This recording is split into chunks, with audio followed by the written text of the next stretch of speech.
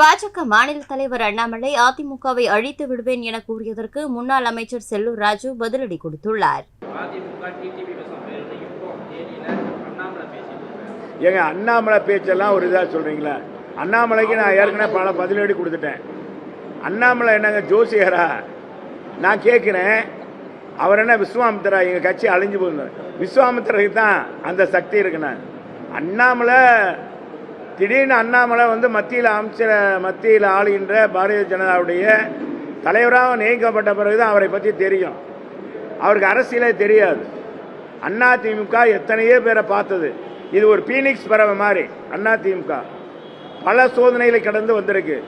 இன்னைக்கு புரட்சி தமிழர் எடப்பாடியார் தலைமையில் இந்த இயக்கம் பெரிய இயக்கமாக, இந்தியாவிலே 3வது பெரிய இயக்கமாக அண்ணா திராவிட முன்னேற்ற கழகம் இருக்கு.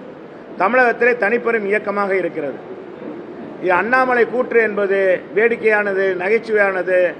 அவர் இன்னைக்கு நகைச்சுவையாக மாறிவிட்டார். அவருக்கு தோல்வி பயம் கோயம்புத்தூரில்.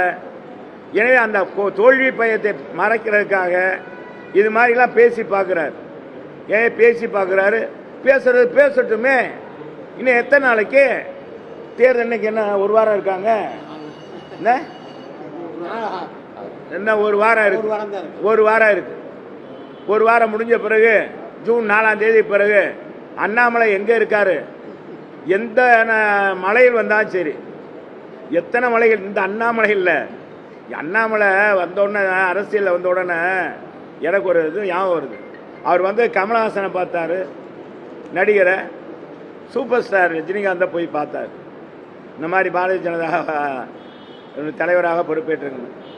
அவங்க என்ன சொல்லி வார்த்தாங்கன்னா, அண்ணாமலை பேர் இருக்கிறனால அண்ணாமலை சொல்கிறான், ஆண்டவன் சொல்றான்னு சொல்ற மாதிரி. அது இப்போ சூப்பர் ஸ்டார் படத்தில் தான் சொல்லுவார். இந்த அண்ணாமலை சூப்பர் ஸ்டாரும் கிடையாது.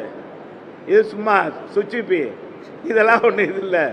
எனவே அண்ணாமலை பேச்சுக்கெல்லாம் நாங்கள் நீ அதுக்கெல்லாம் இடம் கொடுக்க வேண்டியதில்லை.